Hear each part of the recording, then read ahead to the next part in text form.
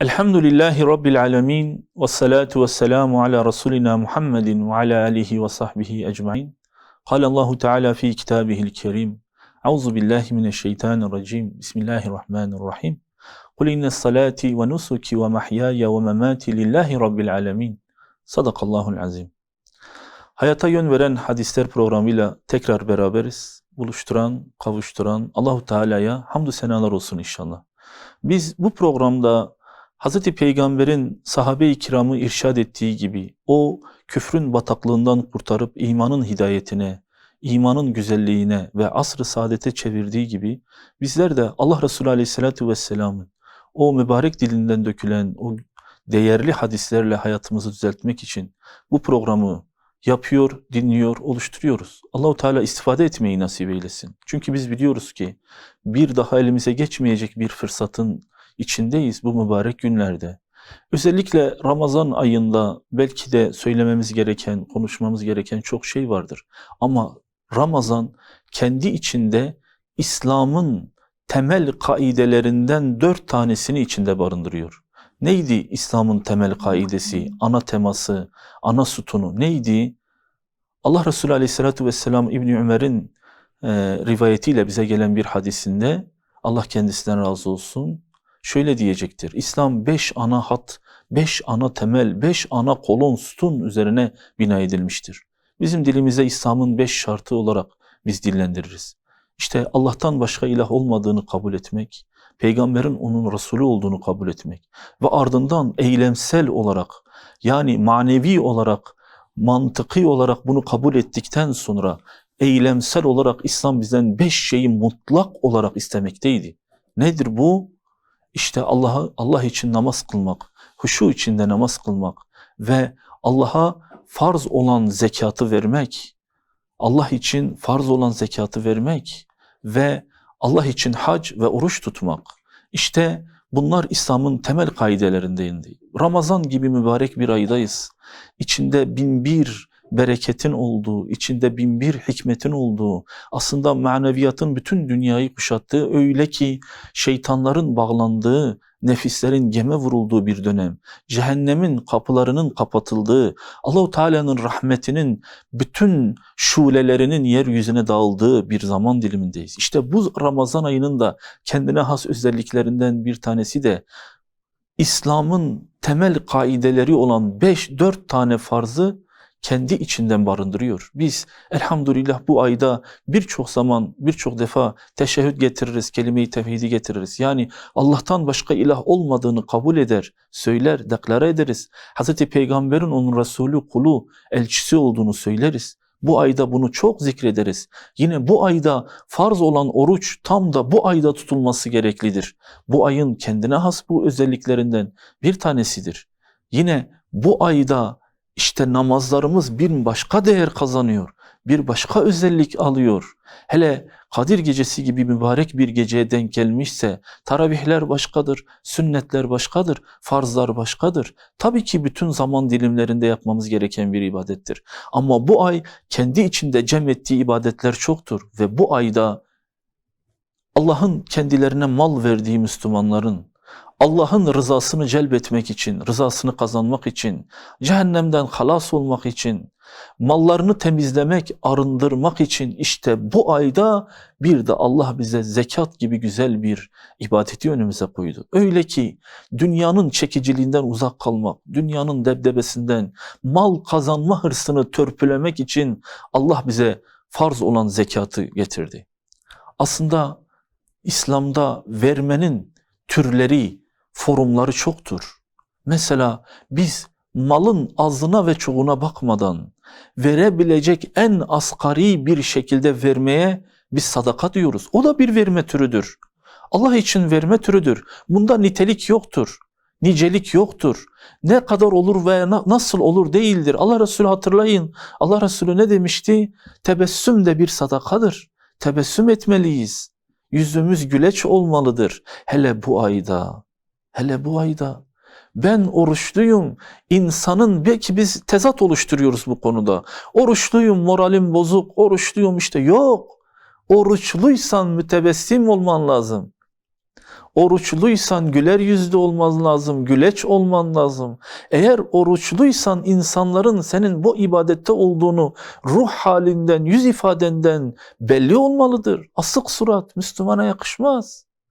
İşte sadaka, Allah Resulü Aleyhisselatü Vesselam bize sadakanın türevlerinden bahsederken maddi anlam olarak da vermez, söylemez.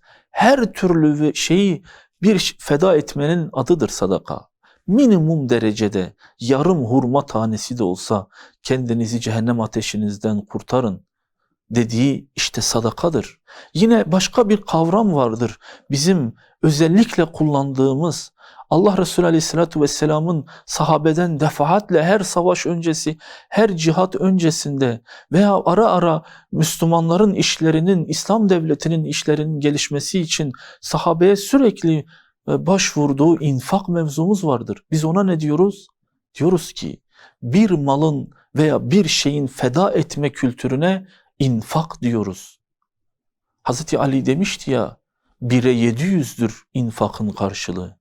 Allah'ın fazlı daha geniştir. Bir malı Allah'a feda etmenin adıdır infak.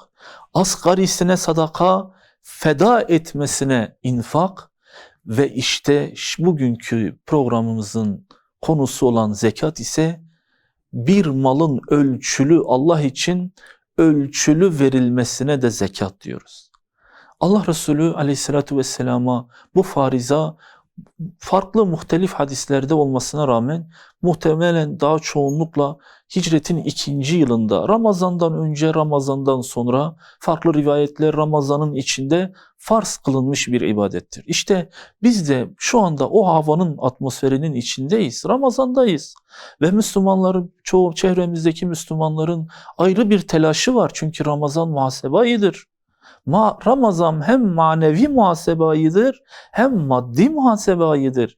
İnsanlar mallarını, kendini, zenginliklerini hesap eder ve bu malı hesaplı bir şekilde hesapladıktan sonra, ince ayrıntısına kadar hesapladıktan sonra Allah'ın malını kullarına tevdi eder. Çünkü zekatı verilmemiş her mal içine haram karışmış maldır. Cümleleri seçerek kullanıyorum ama aslında ben birçok yerde de bilenler bilir, zekatı verilmemiş mal haram maldır. Zekatı verilmemiş mal, içine haram bulaşmış maldır. Bu hırsızlığın belki diğer adıdır. Hatırlayın, Allah Resulü Aleyhisselatü Vesselam sizin yanınızdaki en kötü hırsız kimdir diye sorusuna Allah Resulüne farklı sahabeler farklı şeyler söylemişti. İşte şu hırsız kötüdür, şu hırsız kötüdür, şu hırsız kötüdür diye farklı örnekler vermiştiler. Allah Resulü hayır demişti. Hırsızların en kötüsü namazlarından çalandır.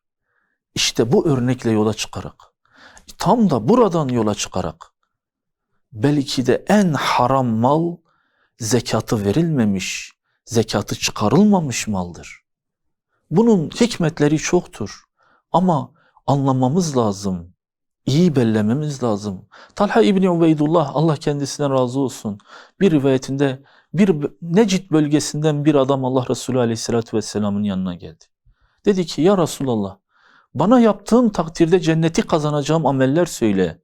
Öyle ki ben bunu yaptığımda bileyim, içim mutmain olsun. Senin dilinden Roji mahşerde peygamber bana bunları yap dedi, ben de yaptım.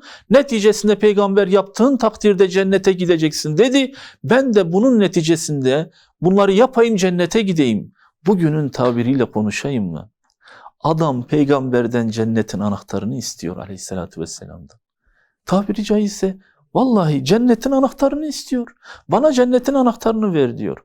Allah Resulü Aleyhisselatü Vesselam gelen adama Allah'tan başka hiçbir ilah yoktur diyeceksin. Ve bunu içselleştirip benim de onun peygamberi olduğunu kabul edeceksin. Ve budur diyecek. Başka var mı? Ve vakitleri belli olan bir gün içinde 5 vakit farz olan namazı kılacaksın. Adam mukabelede bulunuyor. Diyor ki ya Resulallah bunun ardı var mıdır? Farz olan budur diyor. Fazlasını yaparsan o da kabul edilir. Başka var mı? İşte Ramazan ayında oruç tutacaksın diyor. Nedir? Ramazan ayının içinde vakitleri belli olan bir zamanda yeme içmeyi bırakacak Allah rızası için. İşte vakitleri tamamlandığında yiyip içmene devam edeceksin.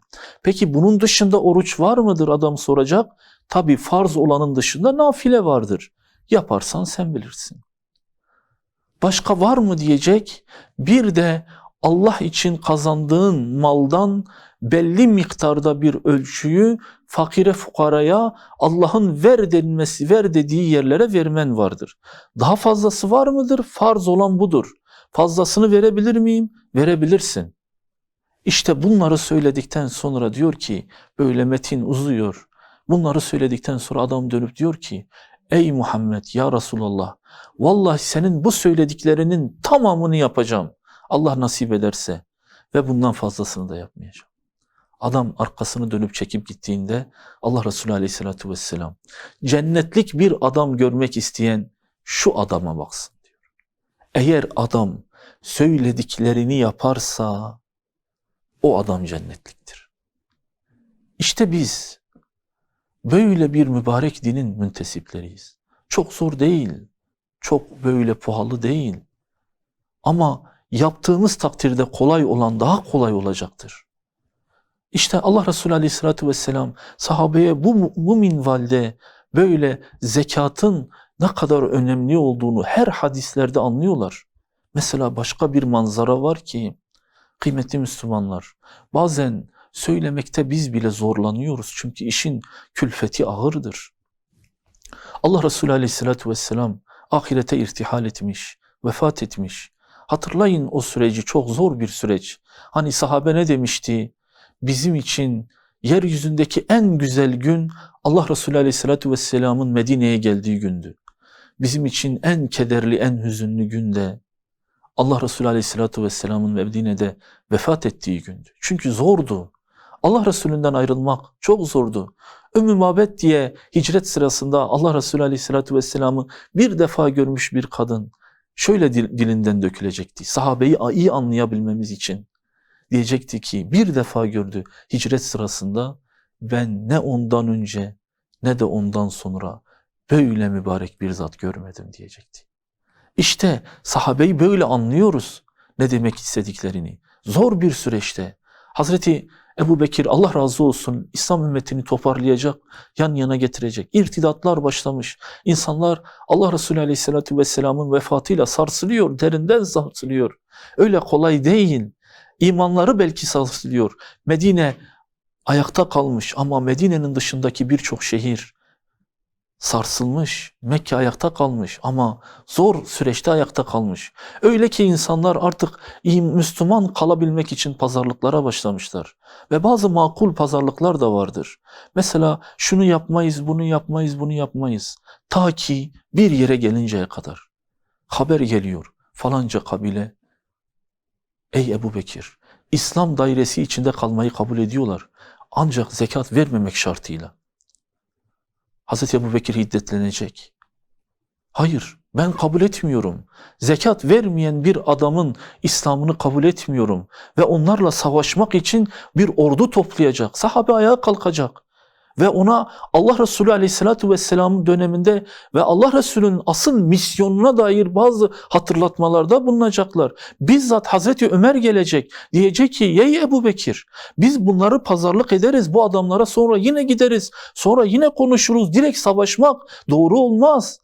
Zekat vermemiş bir adamla nasıl savaşacağız biz? Hem bu adamlar Müslümandır. Sadece zekat vermedi diye biz onlarla savaşamayız. Bak sana hatırlatayım. Hani Allah Resulü dememiş miydi? Ben insanlarla la ilahe illallah deyinceye kadar savaşmakla emrolundum. Bu kelimeyi dedikten sonra bu insanlar benden mallarını, canlarını ve ırzlarını korumuştur. İslam'ın cezası, mükafatı ayrı. Hem Allah Resulü demedi mi? Bak bu adamlar la ilahe illallah diyor. Sen nasıl bir ordu tertip edersin? Nasıl onlara doğru gidersin? Ayağa kalkacak. Hiddetlenecek Hazreti Ebu Bekir.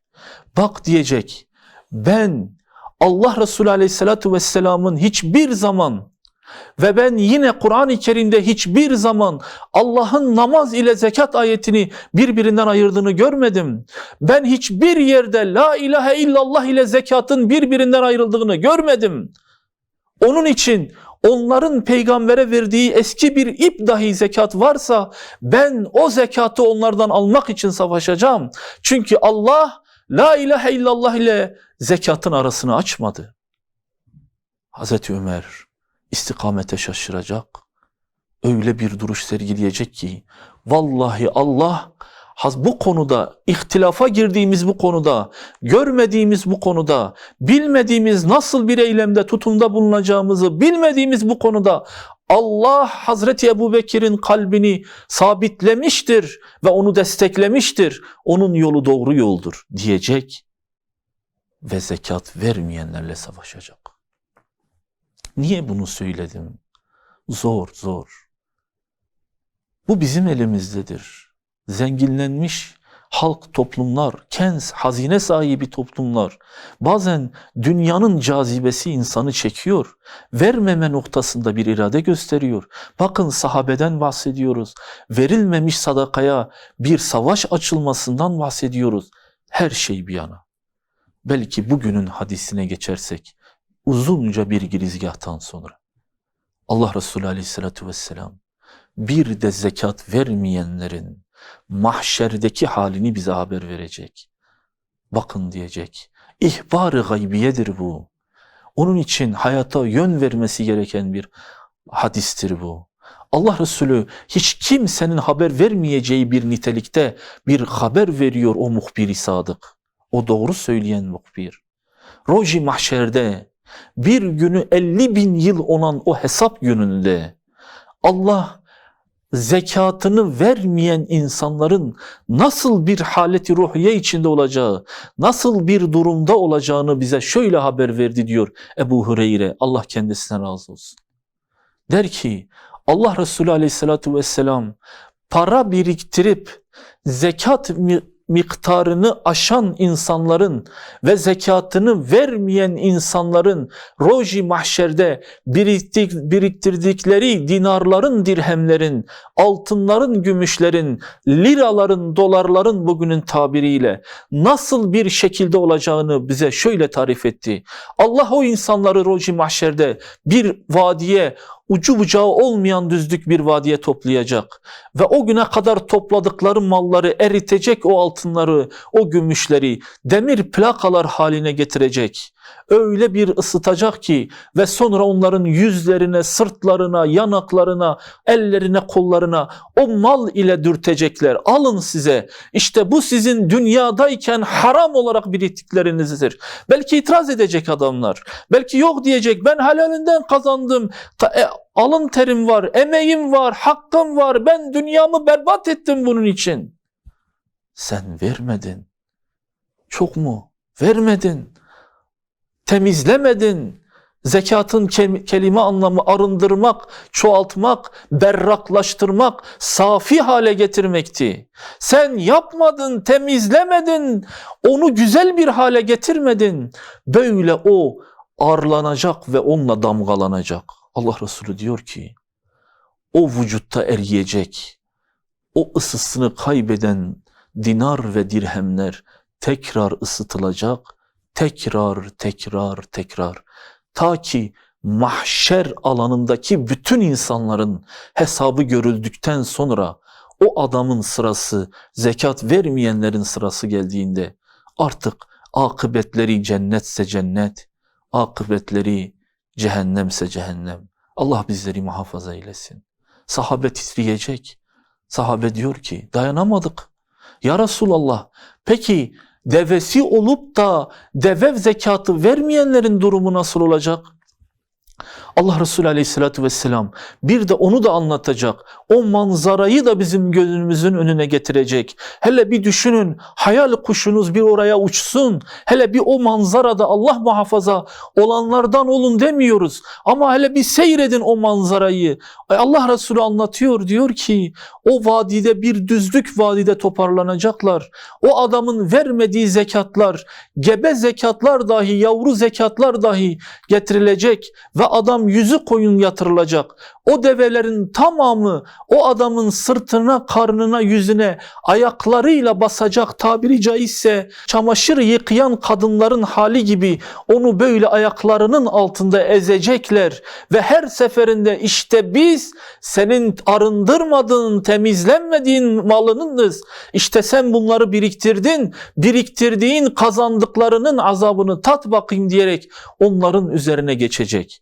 Son deve geçince ilk baştaki deve tekrar aynı manzarayı, aynı sahneyi tekrar devam edecek.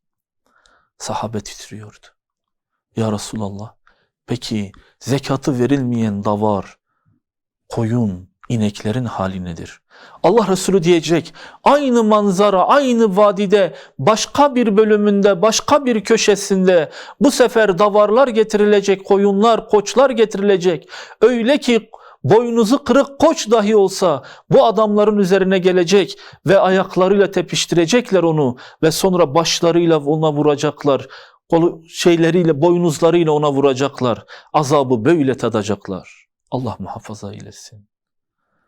İşte belki bizim kıymetini bilmediğimiz en büyük farizadır zekat.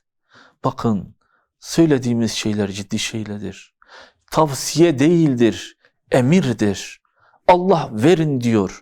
Vermediğiniz takdirde cezai müeyyidesi vardır. Ve helal olan bir malı haram karıştırmamak lazımdır. Allah-u Teala zekatı bir hakkıyla, yüz aydınlığıyla vermeyi nasip eylesin. Allah-u Teala zekat kazandıktan sonra gönül rahatlığıyla vermeyi nasip eylesin inşallah. Hepinizi Allah'a emanet ediyorum. Esselamu Aleyküm ve Rahmetullahi ve Berekatuhu.